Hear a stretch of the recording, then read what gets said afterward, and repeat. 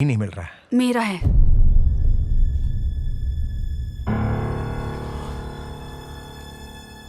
हम दोनों का ब्लड ग्रुप सेम है।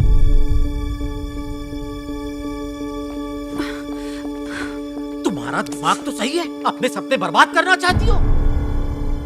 पता है ना, अगर तुम्हारा खून निकला तो क्या होगा? झुर्रियां पड़ जाएंगी, बूढ़ी हो जाओगी। भगवान ने तुम्हें मौका दिया है, तुम्हारे सारे सपने पूरे हो जाएंगे। तुम बहुत बड़ी सिंगर बन जाओगी, स्टार। तुम खून दोगी तो सब खत्म हो जाएगा। मुझे पता है, हट जाओ। नहीं जाने दूंगा, फिर से तुम्हें बुढ़ी नहीं बनने दूंगा। मेरे सपने नहीं, रॉकी जरूरी है। मुझे रोकने की कोशिश भी मत करना। पूरी जिंदगी में यही सोचती थी कि ऊपर वाले ने मुझे कुछ भी नहीं दिया, लेकिन उसने मुझे तुम्हारे जैसा दोस्त दिया। अगर मैं दोबारा बुढ़ी हो जाऊंगी तो तुम्हारे दिल में मेरे लिए जगह कम तो नहीं होगी ना? अगर तुम मेरी जगह होते तो तुम भी यही करते। फिक्र मत करो, सब ठीक हो जाएगा। मुझे जाने दो, अब मत रोकना।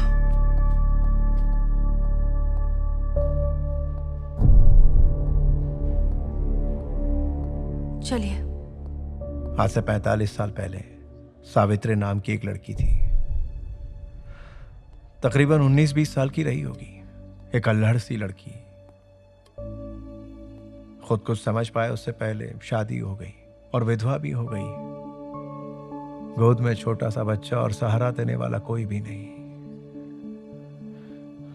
वो खुद भी तो एक बच्ची ही थी और साथ ही साथ मां भी थी। बदकिस्मती से उसके नन्हे मुन्ने बच्चे को सांस की बीमारी हो गई। उसके इलाज के लिए उसके पास फूटी कौड़ी भी नहीं थी। बच्चे को लेकर दिन भर भटकती रही, वो भी कड़ी धूप में। दिन भर मजदूरी करके रात को घर लौटती। खुद का पेट भरने के बजाय वो दवाई में सारे पैसे खर्च कर देती। दिन रात वो बस रोती ही रहती। यह सिलसिला चलता रहा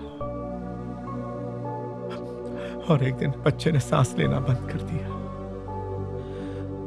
उसने बच्चे को अपने सीने से लगाया और जोर जोर से रोने लगी, मेरा बच्चा मुझे छोड़ के मत जा। मां की तड़प देखकर बच्चा बेचैन हो गया और दोबारा उसकी सांसें चलने लगी। रॉकी के पास वक्त कम है, मुझे जाना होगा। रुको, मत जाओ। आप जैसा गार्जियन तो मैं शायद अगले जन्म तक भी नहीं बन पाऊंगा, नहीं बन पाऊंगा। आप जाइए यहां से प्लीज। मेरी मां सावित्री को जितना दुख हुआ है उतना मैं स्वाति को नहीं होने दूंगा, नहीं होने दूंगा। आप जिए अपनी जिंदगी, मेरी ये इल्तिजा है आपसे। अपनी जिंदगी जिए अपनी मर्जी से, अपने तरीके से। जब तुम पैदा हुए थे तब तुमने इसी तरह मेरा हाथ पकड़ा था। मुझे लगा था कि मेरी पूरी दुनिया सिमट कर तुम्हारी मुट्ठी में आ गई और तुम्हारी एक मुस्कुराहट मेरे जीने की वजह बन गई थी। तुझे देखकर मैंने अपने सारे दुख दर्द भुला दिए थे। पता ही नहीं चला मैं कब बूढ़ी हो गई। जानती हूँ दोबारा बूढ़ी होने में तकलीफ होगी, मेरी सारी बीमारियां वापस आ जाएगी, लेकिन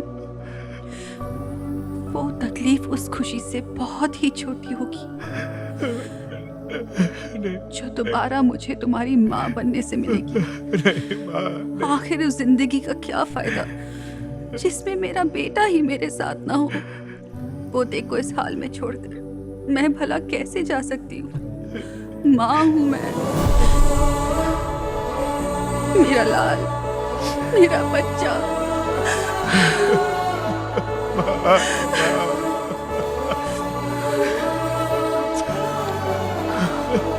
रो मत, सब ठीक हो जाएगा। Excuse me, patients name is Rocky, surname नहीं पता। एक्सीडेंट केस है, जरा चेक करेंगे?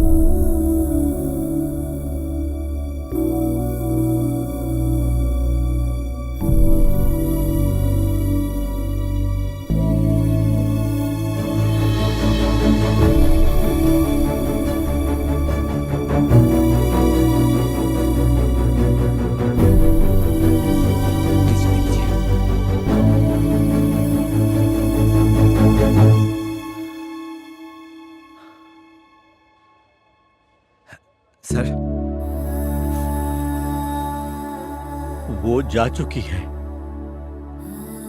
जहां से आई थी वहीं लौट गई। उसे आने से नहीं रोक सका तो जाने से कैसे रोक लेता मैं। तुम उसके बारे में कुछ नहीं जानते। वो अब कभी नहीं आएगी।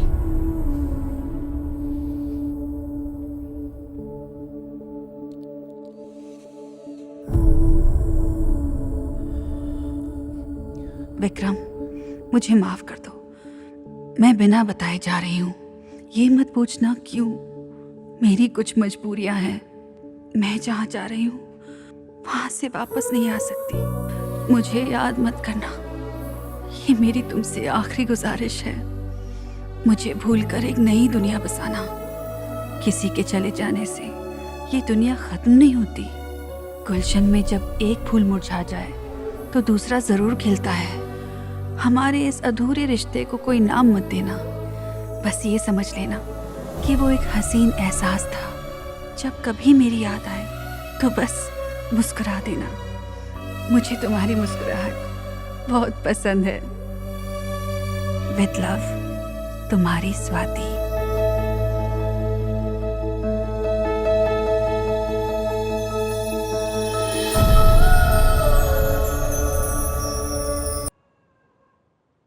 आपको अंदाजा भी है आप क्या कर रहे हैं? हाँ, जो भी कर रहा हूं सही कर रहा हूं। अरे लोग थू थू कर रहे हैं। कौन है वो? कहां से आई है? एक 2 टके की औरत को घर में कैसे रखा? इज्जत से नाम लो। उसके बारे में गलत बोला तो जबान खींच लूंगा। कहीं आप सठिया तो नहीं गए हो अंकल? तो इस सठियाए हुए बुड्ढे की एक बात सुन। विश्वास नहीं होगा लेकिन सुन। अब मैं एक राज पर से पर्दा उठाता हूं। बेबी कौन है पता है? नहीं, कौन है बताओ? बेबी अब बेबी नहीं रही और पहले जैसी बुढ़िया भी नहीं रही। वो अब एक 24 साल की जवान लड़की बन गई है। बेबी अब स्वाति है और स्वाति बेबी है। समझ गया ना? एक और राज की बात बताता हूं तुझे। कौन सी? बेबी के बदन से अगर खून निकले तो उस जगह पे झुर्रियां पड़ जाती हैं। मैंने खुद पिन चुभा के ट्राई किया है। तुम भी करके देखो। आज मेरा पेट हल्का हो गया।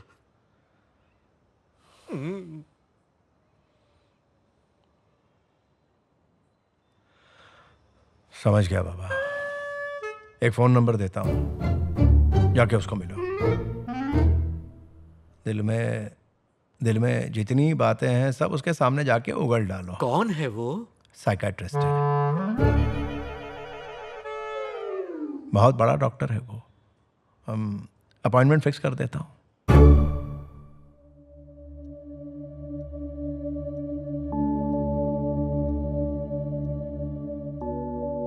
जानवी एक अच्छी दोस्त है। यहाँ कोई प्रॉब्लम नहीं होगी। एक बार शादी हो जाए तो मेरे घर शिफ्ट हो जाएंगे। ओके ना? आराम से कॉफी पियो। रेंट देने की जरूरत नहीं है। बस दिन में 3 बार मेरे लिए टेस्टी खाना बनाना। फायदा उठाने की जरूरत नहीं है। होटल से मंगवा लेना। अरे चिल मजाक कर रही थी। ओके, तुम लोग बातें करो। Very bad coffee. ठीक है तो मैं चलता हूँ। एक्चुअली आई फॉरगॉट, मेरा टाइमिंग थोड़ा गड़बड़ है। वो तुम्हारे लिए गिफ्ट लेकर आया था। इसमें क्या है? मेरी दादी की चूड़ियां। विक्रम, क्या है कि मेरे माँ बाप तो दुबई में रहते थे, तो मेरी दादी ने ही मुझे पाला। 2 साल पहले वो चल बसी। I really miss her. वो होती तो अपने हाथों से पहनाती। अजीब इत्तेफाक है, तुम दोनों में काफी सिमिलैरिटीज हैं। बातों में, चलने में, यहाँ तक कि जो खाना बनाती उसमें भी, एटीट्यूड भी। तुम्हें देखती तो वो बहुत खुश होती। ओके, मैं चलता हूँ।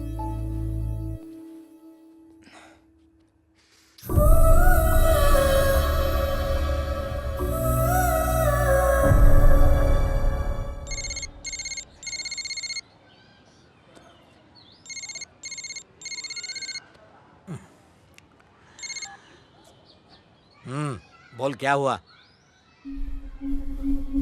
हाँ? हाँ? हार्ट अटैक से मौत हुई है। Inform the family. Okay doctor. उन्हें सीवियर हार्ट अटैक आया था, बचा नहीं पाए। सुलोचना के बेटे को कॉल करता हूं।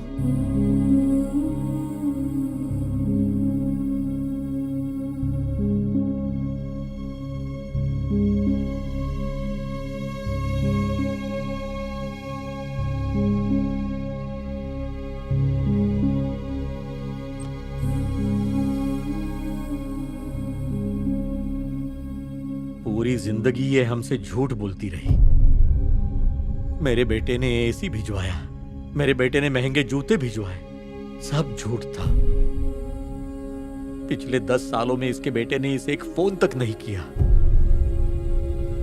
अपने बेटे की और खुद की इज्जत रखने के लिए उसकी तारीफों के पुल बांधती रही ये बेचारी। मैंने इसके बेटे को फोन किया, इतना दूर नहीं आ सकता, क्रियाकर्म के पैसे भेज दूंगा, बस इतना कह के फोन काट दिया उसने। ऐसे बेटे की तारीफ करती रही, इडियट कहीं की, लानत है तुझ पे। ऐसी भी औलाद होती है। आजकल की औलाद माँ बाप की सेवा बस प्रॉपर्टी मिलने तक ही करती है, लेकिन लाखों स्वार्थी बच्चों में कोई एक ही शेखर जैसा बेटा होता है।